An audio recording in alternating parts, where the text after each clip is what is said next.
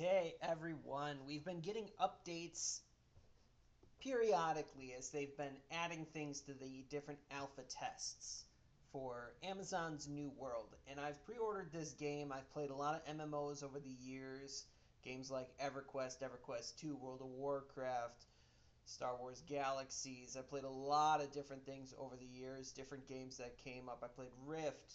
I played Tor a little bit. I played oh shoot, what were some of the other ones? There were a lot of games that I played. I played some betas. I played a little bit, here and there. And I like to do the progression. I do a lot of end game content, min maxing, trying to get the most out of your character. So I've been watching this game, and my friends and a lot of people have been waiting for the next great game. A lot of people call them the WoW killers, things like that. WoW's a good game. There's parts about WoW that I like. There's parts of other games that I prefer. So there's pluses and minuses to every single game. The thing that WoW does really well is their dungeon finder and assembling things, and I like the Mythic Plus content. I thought that was really interesting, and I like when other games have that. Diablo had their greater rifts that you could do, which was similar to Mythic Plus. Mythic Plus was kind of like a copy of the greater rifts, but I digress. What I'm looking at here is there's an update that just happened, just talking about the December alpha update, and it's Forge and Fury. And I haven't read through this yet. I know some other people have done some videos, but I like to read through it and give my thoughts on what's going on. The land of Aeternum is a wild, mystical place with a never-ending tide of dangerous inhabitants. From vicious wildlife to undead pirates, massive monsters, or even your fellow adventurers, there's almost always a reason to keep your weapon at the ready. Since playtesters first arrived in New World, first off, I was able to play in actually two of the previews with my brother. I think he may have played just in the second one with me. So I've had a little bit of content playing this game, and there's things that I really like about it, things that are still lacking, and the thing that's exciting to me personally is I'm watching the alpha updates and they keep adding things that are good. So I'm excited to see what they added this time around. I have not looked. I hope that I am happily surprised with the updates. Last time I was happy about the progress they were making. If they keep going down the path that they're going down, it'll be a very good game, and I will recommend it. But until then, we're going to see what they're doing. So they've taken in a massive amount of feedback on our combat system. In an alpha update released today, we made changes to combat that we'd like to talk about, and we'd like to share our larger vision moving forward. You can read the patch notes or keep reading for a high-level view of the player feedback we've received and our plans for addressing it. And a nice little picture here, the hatchet and the two-handed great axe. Our vision for combat. At the highest level, we have three design pillars for combat in New World.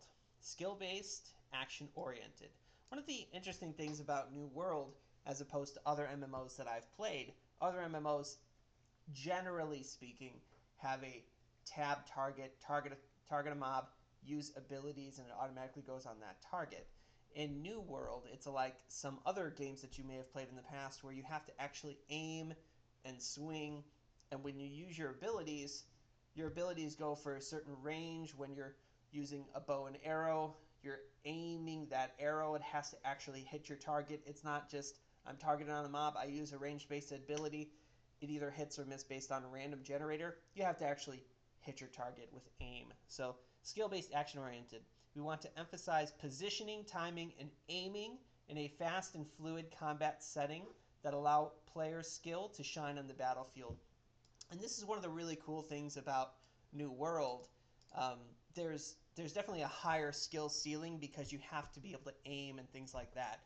When I was playing in the preview, I played an archer character a lot, and I had a lot of fun with that because when I was doing well with my aiming, when I was being careful with my when I would loose, careful with my targeting, I would be able to take out mobs that were way harder than I was supposed to be able to take out because I was hitting headshots and I was hitting them repeatedly. for a lot of damage. And then when they would get close to me, I would swap out to a different weapon, which was a melee-based weapon. So it would do a lot of damage by the time it got to me, and then I would finish it off, with, positioning, timing, and aiming. So you can do a lot of very interesting things. You can have skill-based, action-oriented, and that's what I was doing a lot of, and I had a lot of fun with that. You might as well, but it can be difficult. Next, visceral and high impact. Attacks both attacks from both players and enemies should have a level of commitment and weight to them. Media attacks should have appropriate responses from characters, which encourages active defense strategies in encounters from both players and enemies. So sometimes enemies will have these big attacks, and you really have to worry about where you're standing in the environment. If you've ever played Diablo, there's a lot of moving around and dodging in your environment. This is kind of the same, but in a more closer to first-person MMO style, orientation and aspect. So depth of system and builds. We want to encourage creativity within the system to find the build that is right for you and your particular playstyle. Our goal is to design and tune the system to reward a wide range of builds and strategies. And it will be interesting if they can do a good amount of balancing with the different potential builds. So in New World, you don't actually have classes when you play the game. You make a character, they're all humanoid, they're all humanoid, and then you pick up weapons, and each weapon type is like a class in itself. If you want to be more of a mage type character, then you take out a fire staff. If you want to be a healer, you'd pull out a life staff. And then that has special abilities, and as you use that weapon, it will level up, and you'll go down skill trees, and in those skill trees, you'll get your different abilities. So they want to encourage creativity within the system to find builds, because each person can currently equip 3 weapons that they swap between. You have one active weapon that you have out, but you have 3 that are equipped at the same time. You get the stats of all 3 as a benefit to your total stat count, and you can swap between and then use the different abilities of each weapon. So that's the creativity to make a build that is right for you. Recent changes. Player feedback is an important piece to helping us realize our vision for combat. While feedback varies based on perspective and preference, there are some major trends and themes to what we've been hearing from players. That's great. One of the things that Amazon does a very good job about is they listen to their customer and their product, Amazon's real product, find out what the customer needs and give it to them. So they're doing the same thing with this game, and I hope they continue to do so, because if they do, they're going to make a great game. So below are some of the biggest points of feedback we have received, as well as the steps we have taken, either taken or will be taking to address them. Will be taking is the great thing. They're going to keep working on this game. Amazon has deep pockets. They want to create the next masterpiece, and I hope they do. They definitely have some competition. There are some other great games out there that are higher ranked than this one, but I hope they keep going in the right direction. Stunlock from light attack spam against either players or AI combatants isn't fun. Back in October, we added a free dodge roll after being hit multiple times by enemies to combat attack spam Stunlock. With today's update, we're further expanding on that by removing the ability for basic attacks, both heavy and light, to interrupt a combatant. In addition, we're chaining attacks by allowing players to string 2 to 3 light attacks, depending on which weapon you're using, together before the chain restarts after a short pause, which will add a bit more of a natural rhythm to basic combat. This is very interesting. So before, the attacks were pretty methodical, but when you would attack, it would interrupt the thing that you were attacking. So with some things, like a lot of people would use the hatchet. I use it a little bit. That was my secondary weapon along with my bow. People would use the hatchet for a number of different reasons, but one of which is it would interrupt your combatant. And then in PvP, this was very annoying because you get stun-locked by 2-3 people using a hatchet, and you would just be completely interrupted until you died. And it wasn't a lot of fun for people. So they got rid of interruption from attacks.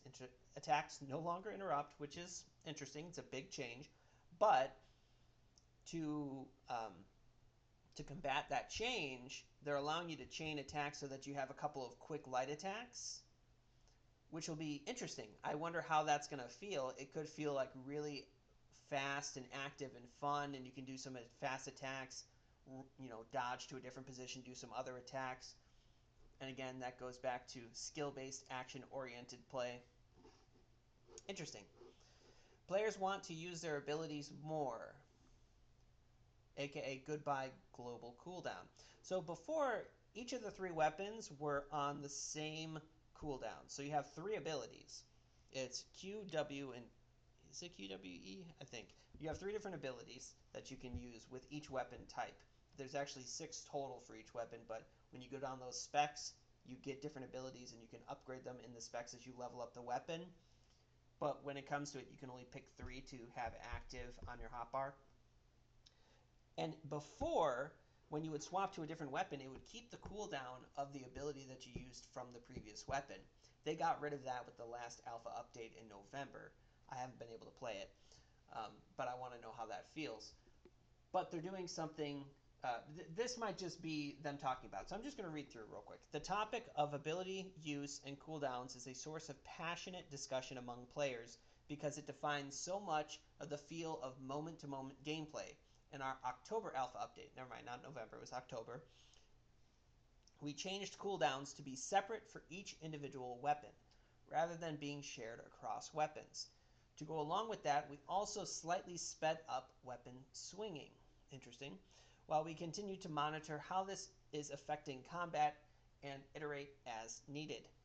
The feedback from our current alpha testers has been generally positive. Good. I'd like to be able to play and give them some feedback too, but it is what it is. I think I need a little water. Excuse me. Weapon, block, and skill hit detection needed improvements. In an active action-based combat system, the accuracy of hit detection is a huge deal and is one of the most difficult issues to address on a grand scale. We are constantly looking into improvements for hit detection and synchronization. Some of those will be implemented in the near future and we'll keep striving to improve in this area. Okay. Weapon balancing is crucial. While the hatchet was far and away the worst offender during the preview event, and so true, everyone was using the hatchet, I use it as a secondary. Most people use it as a primary with a strength build. I loved the bow, so I did a bow dexterity build, and the hatchet works as a secondary stat, dexterity, so it would get some damage as well, and that was my second weapon. And then my third depended on the situation. Weapon balancing is always going to be at the forefront of mind when making changes to combat. As you may have seen in our previous updates, we have been making changes to the balance of weapons and skills, and will continue to do so in the future. AI was able to interrupt players too frequently. Interesting. While we want PvE encounters to feel challenging and have real threat, too many enemies were too good at interrupting players, which could lead to combat feeling less fluid. I did not feel this, but then again, I was playing a range-based character. Your fault for using the hatchet. In October, we introduced a cooldown reset if a skill gets interrupted, and in the future, we plan to implement more changes to the AI system as a whole to address the root of this issue. I definitely had situations when I was in melee and I had my hatchet out that I would use an ability and the target would interrupt it, but I would still be able to use the ability. Sometimes it would reset it entirely, but they're introducing a cooldown reset if it gets interrupted. I'm hoping that's like a shorter reset because it interrupted the ability and it wasn't used, but it might be the full duration. A short duration might make more sense. It's up to them what they want to do. Healing other players is surprisingly hard. Aww. I would say that healing was weak. The game didn't feel quite like most MMOs feel, where targets can be incredibly strong, especially when you get to the point of fighting group-based content. the mobs should hit so hard on a non-tank character that it doesn't make much sense for that person to try to get hit. A tank character should be able to take some damage. If it's an equal or higher level group-based target, it should probably almost or completely kill the tank by the time a group can kill the target. But you really should have a situation where healers are able to be impactful in a fight and make it feel like you couldn't just bring another damage dealer and get it done faster. Or have people be able to self-heal more often. The healing wasn't as strong as it needed to be. So they say healing other players is surprisingly hard. I guess the healing, the life staff had some self-healing capabilities. So in our November alpha release, we introduced targeted healing to make the life staff easier to use when playing in a group. We are further improving the user experience for healing in today's release with even more tuning planned in the future. That's exciting. It'll be really nice if healing becomes a legitimate part of the group. It was legitimate before, but I mean if healing feels strong and rewarding and people can be like, I want to be a healer. But when you create this, they're going to have to tune the mobs a little bit so that they're more consistently doing damage, or maybe they're hard enough already. But when you increase this, you're going to have to tune some other things. So hopefully they do that. It's constant balancing, right? You try to fix something, you break something else. You make it too easy. You got to make something harder somewhere else. So it's a process. They're working through it. It is alpha. Body blocking makes ranged damage inconsistent in group play. So true. So true. When I was playing my archer, it was not nearly as fun at times because I couldn't see my target. There were so many things in the way until I went up to the mountain in the higher ranges and the targets started to get bigger, or if you're fighting a boss fight and it's bigger than everyone else, that was a lot of fun because it stands taller than everyone and I can easily hit it. But the enemies that are the same size as a player or even smaller, body blocking made range damage very inconsistent in group play. So they want positioning and spacing to matter in combat. We currently don't allow players to shoot through each other. However, we've recently introduced a dynamic scaling function for enemies.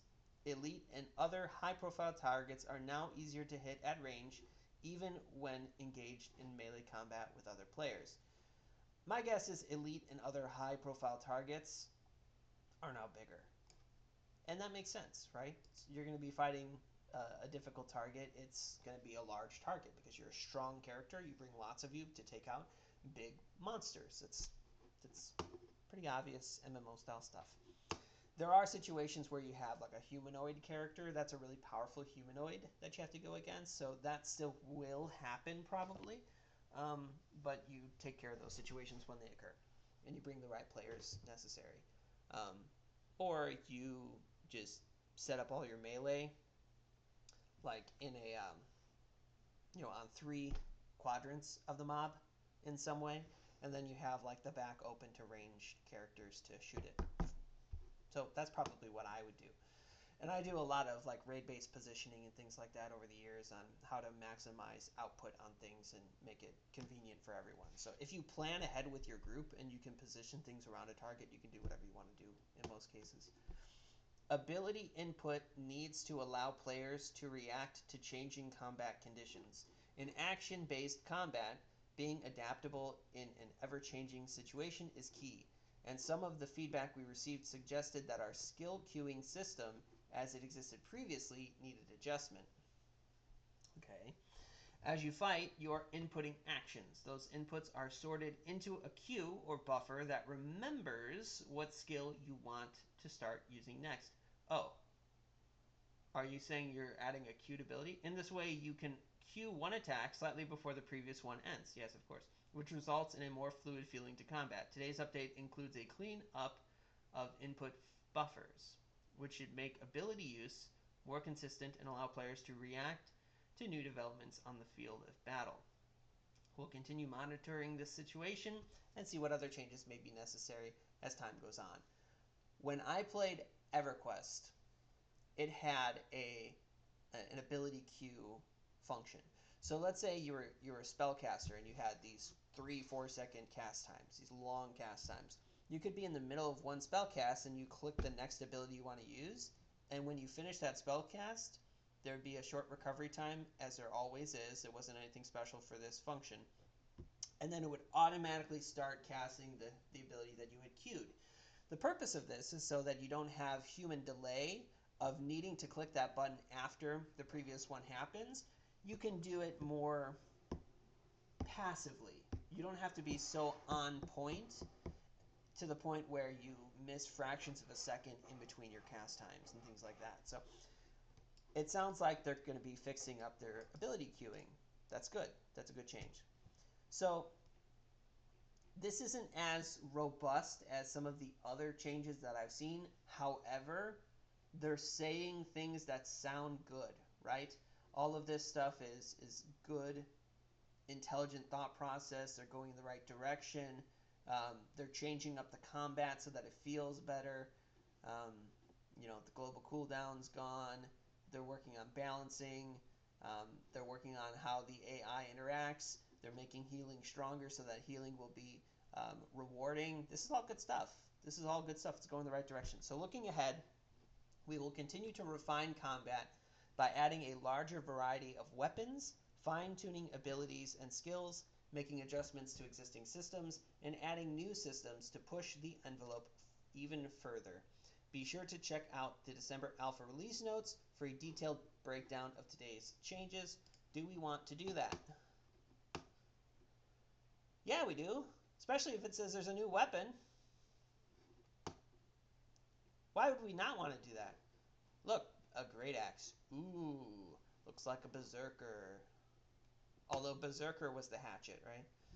So, Forge and Fury. Greetings, adventurers. The land of Eternum is a dangerous place. I think we may have read this already. We've tuned core combat systems, added a new weapon type and type of shield, which is exciting, and introduced the oft requested PvP duel system. That's right. I did read a little bit about this, and that's more good content. That is general MMO stuff that you would expect an MMO to have. So there wasn't a /duel in the past, but now there is a dueling system of some sort. There's also a new weapon, the GREATAXE. The GREATAXE is a new two-handed melee weapon that excels at large, sweeping attacks, as you would expect it to do.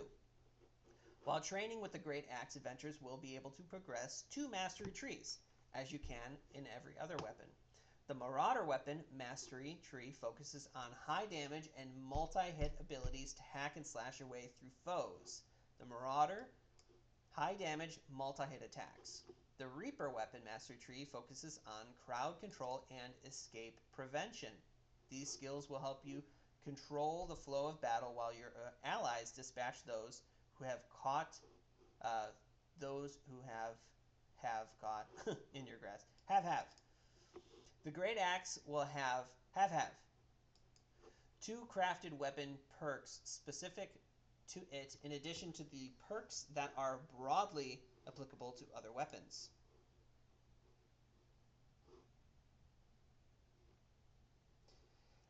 And then, of course, there are legendary quests for each weapon type. They have added a legendary quest for the GREATAXE, which just makes sense. It's called the Reformation.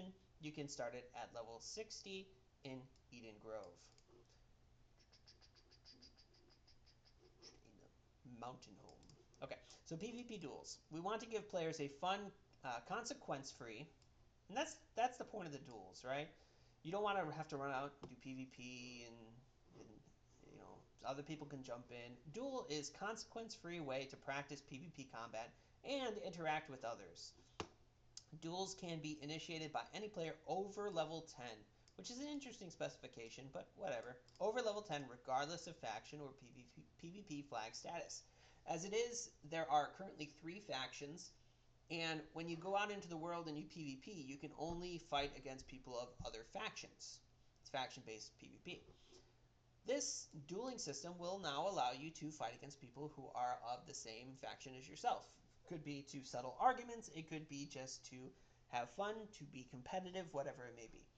Duels cannot be initiated in settlements or during wars or invasions. I don't like this.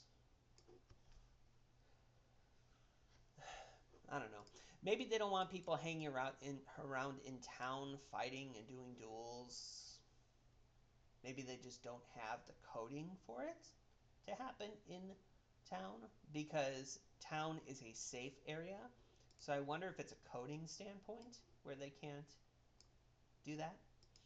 Now, I wonder if you do a duel while you're PvP flagged, if it unflags you from PvP so that it can just be a one-on-one duel. But if you're not PvP flagged, it would be very easy to just do the duel situation. Anyway, players can initiate a duel by hovering over another player's name in chat or a social menu and clicking invite to duel, or by entering /duel player name. So yeah, /duel in chat. Outside interference will end a duel. So if you're PvP flagged, you can still have outside interference. But if there is, it will end the duel. You can duel solo or in groups of up to 5 players per side. So that's very interesting. I don't think I've ever seen a group duel before. So that's kind of new. If you know of an MMO that has done this in the past, let me know. Obviously, there's arenas and things like that. But like a duel of more than one player, that's interesting. That's cool. But you can do one person, 2 people. You might be able to do like 3 against 1, 3 against 2. I wonder how that's going to work. Shield update, Tower Shield. I like Tower Shields. I was a big main tank for many, many years, and Tower Shield was my bread and butter. I might play around with the tank in this game. We'll see. We'll see what I do.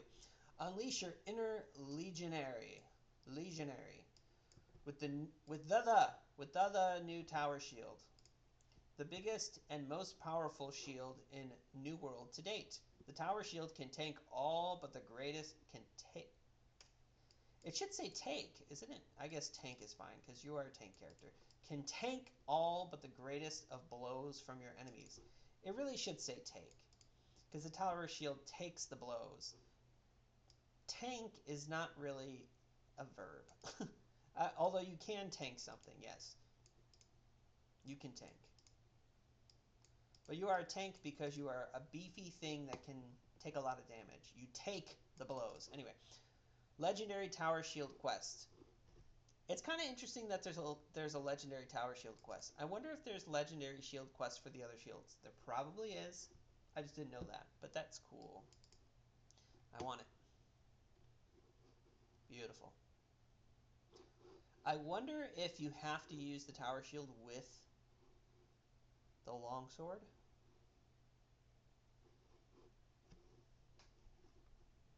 Or rather with the sword. I know you can use shields with everything else. I shouldn't say everything else, but you can't pull the shield out, but you have the shield equipped for the stats. You can only pull out the shield with certain weapons. The sword is one of them, and it might be the only one, now that I'm thinking about it.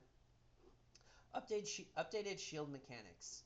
We've updated the way shields work for both armor and equipment calculations to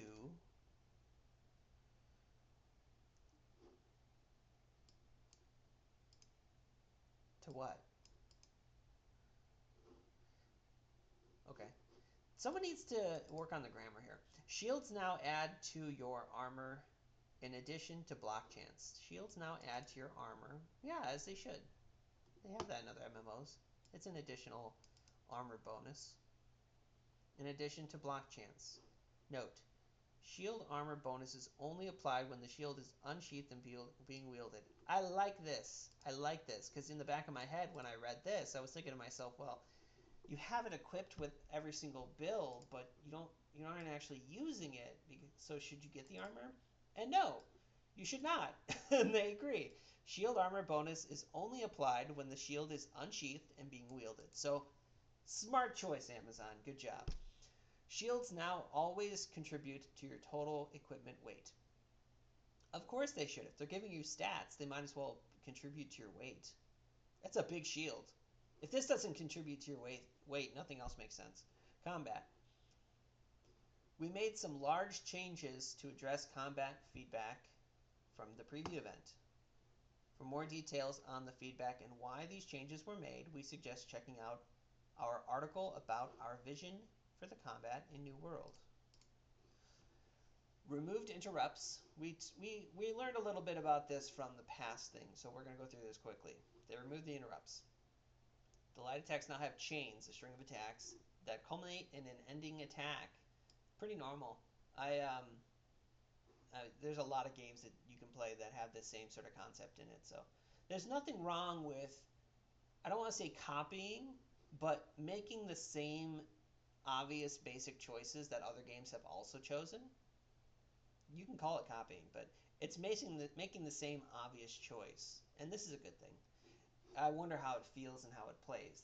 That'll determine if it's a good thing or not. After which there will be a slight delay before the chain begins again, which is typical and makes sense, which is a good time for you to reposition or whatever it may be. For all weapons except for the hatchet, light attacks can chain together twice. One of the benefits of a hatchet is it chains 3 light attacks together before resetting the chain. So like a sword will be slash, slash, slash, slash kind of thing. Same thing with a GREATAXE, like a slash, slash. And I wonder if the bigger weapons are going to be slightly slower. They might be. But the hatchet, since it's a more offensive, melee-based weapon, it chains 3 times. And that makes sense. It's like if you had... I haven't seen daggers in this game. There's no daggers. So, like your assassin dagger, multiple hits, lots of fast hits, or a rogue with daggers or slashing weapons, lots of hits, that's your hatchet. The number of frames for which a player is committed to their own light and heavy attacks, locked frames, has been reduced, allowing players to head into their next action or ability more quickly. Note, this patch note has been updated to accurately reflect the change made in the release. Our apologies for the confusion. Oh, okay, so before this didn't make much sense.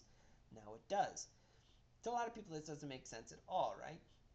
So when you're making attacks, when you're swinging and doing things like that, you're delayed in your attack. You can't do the next thing until you're finished with that. So the number of frames for which a player is committed to making that attack, that duration has been reduced, which allows players to head into their next action or ability more quickly. Gives you more freedom of play. It feels less slow and clunky. So that's what they did there, which sounds like a good change. Adjusted input buffers, so delayed actions happen much less often. Input buffers are an invisible system that allows players to start inputting their next action.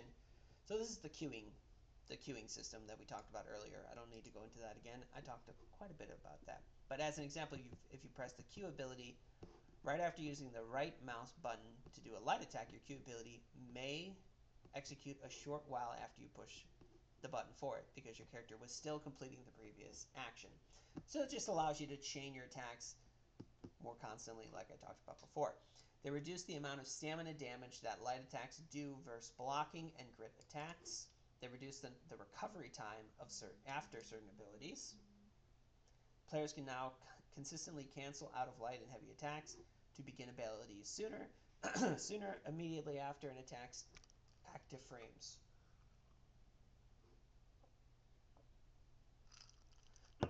Talking too much. Excuse me. Players can now cancel out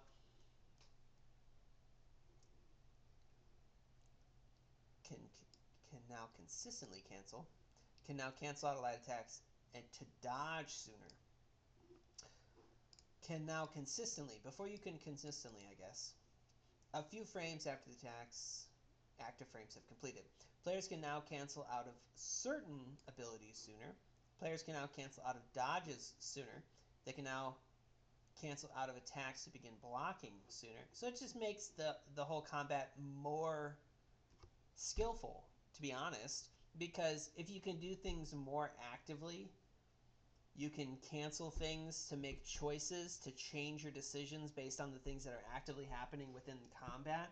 let's say you go to make an attack, and then someone comes in to attack you. If it's like a 2-on-1 and you need to stop that attack to block the incoming attack, big attack. Let's say it's an ability, and you know this ability is a big ability because you see the animation for it or something like that, and you want to make that decision to block or to dodge instead of finishing just a basic attack.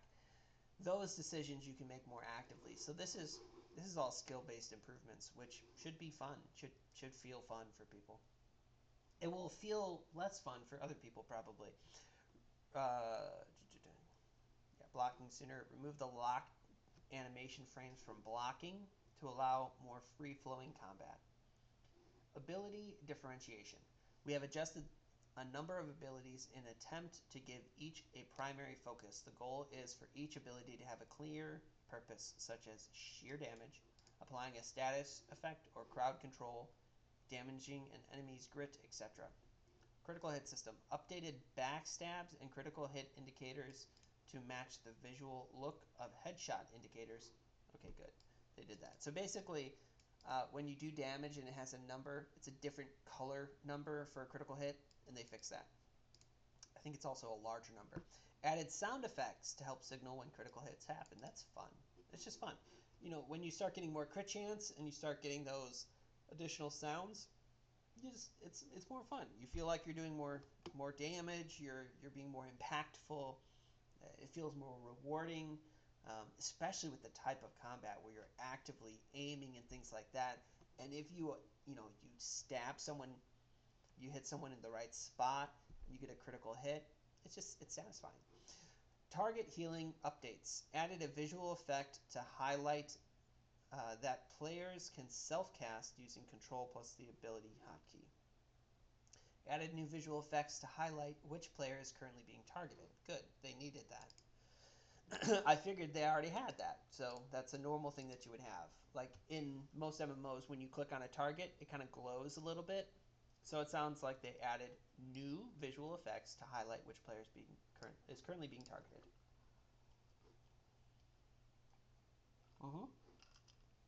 Added options to the gameplay settings menu to allow players to customize their healing experience. Specifically, these settings allow players to refine their settings for how healing spells are targeted and how the camera behaves while targeting another player for healing. Good. Balance. Bow. No. What did you do? Is it good? Spread shot. I never use spread shot. Spread shot damage is reduced 15% and the cooldown is increased. I never used spread shot, so it doesn't matter. Rapid shot, I did use. Rapid shot cooldown is increased to 20 seconds. That's unfortunate. Evasive shot I used. Cooldown decreased to 15 seconds. That's good. Penetrating shot I used. Decreased 18 seconds. That's good. So when I use bow, these are the three abilities that I would use. It's the, I think it's called Marksman. So the other side was a more area, spread shot, like an arrow rain and something else. And this was more single target. And the rapid shot was like 3 attacks, 2 light attacks, and a heavy attack. Penetrating shot was a massive heavy attack that you could hit multiple targets.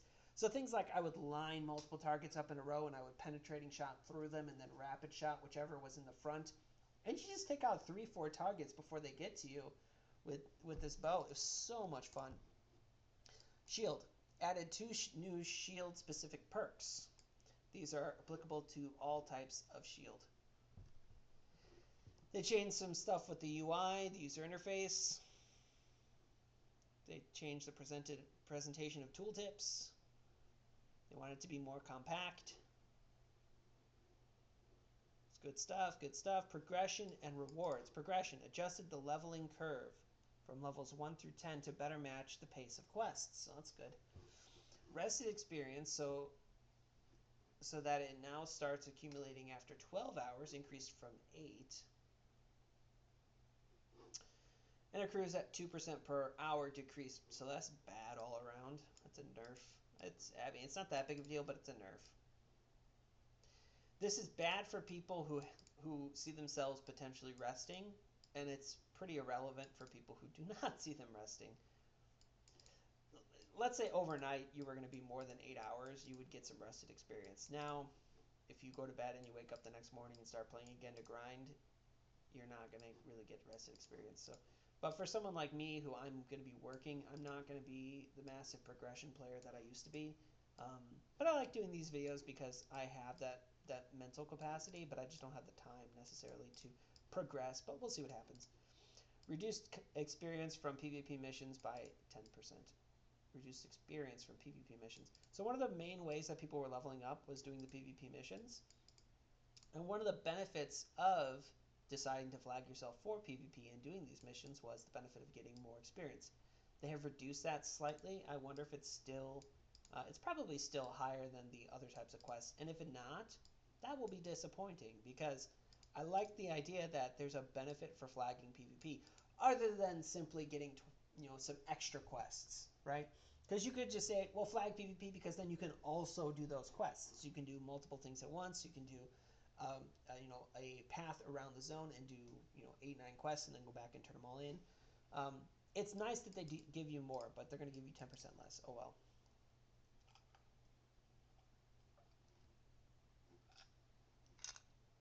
So there's quite a bit of crafting in this game that you can do. Economy. In this patch, we made a set of item changes to pave the way for future crafting system changes. We've added in new gathering milestones, resources, and crafting reagents.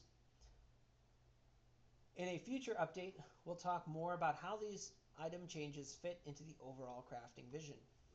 And then we have some pretty screenshots here of the GREATAXE.